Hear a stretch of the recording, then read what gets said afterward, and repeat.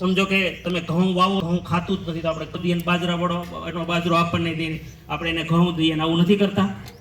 આપણે એવું માનવાનું જેને સિંગ ખાવી સિંગ આપો, પણ તમે RCM નું રાઈસ બ્રાન ખાઓ. શું કામે? આજ જ્યાં 80 કરોડથી વધુ લોકો દવાનો ભોગ બની રહ્યા છે, આજ માતાઓ બહેનોને જે ઓપરેશનો કરવા પડે છે, બાળકો ટપોટપ મરી રહ્યા છે, એનું કારણ છે કોલેસ્ટ્રોલ મેક્સિમમ. અને આ જે કોલેસ્ટ્રોલ જો તમારે સાફ રાખવા હોય, તમારું શરીર સાફ રાખવું હોય, તો મારી તમારી મજબૂરી છે કે રાઈસ બ્રાન ખાવું જ પડશે.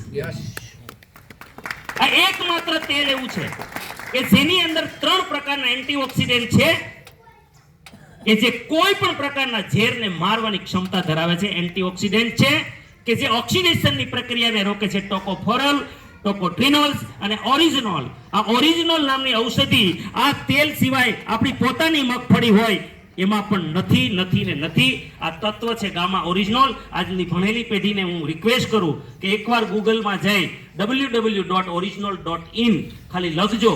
આખા વિશ્વમાં 1954 થી લઈ અને આજ સુધીના લેટેસ્ટ સંશોધનો આના એ વેબસાઇટમાં તમને મળી જશે. અને આ વસ્તુ માત્ર ને માત્ર આ એવી વસ્તુ છે, માત્ર ને માત્ર એક ન્યુટ્રાસ્યુટિકલ સંસારનું, આજ સુધી તો સમગ્ર સંસારનું એક ન્યુટ્રાસ્યુટિકલ એવું છે કે ભારતના 23 ડોક્ટરોએ પ્રમાણિત કર્યું છે. ભારત સરકારે જેને સ્થાન આપ્યું છે થાઇરોઇડમાં અને કોલેસ્ટ્રોલ સાફ કરવામાં. એકમાત્ર આનો ગિનિસ બુકમાં વર્લ્ડ રેકોર્ડ છે આ ન્યુટ્રાસ્યુટિકલનો. અને આ શું કામ કરે? માનવ શરીરમાં જેટલા પણ પ્રકારની બીમારીઓ થાય છે એ કોઈ પણ બીમારી ઉપર મેક્સિમમ મટાડવાનું કામ કરે છે, એને રોકવાનું કામ કરે છે, સારી કરવામાં મદદ કરવાનું કામ કરે છે.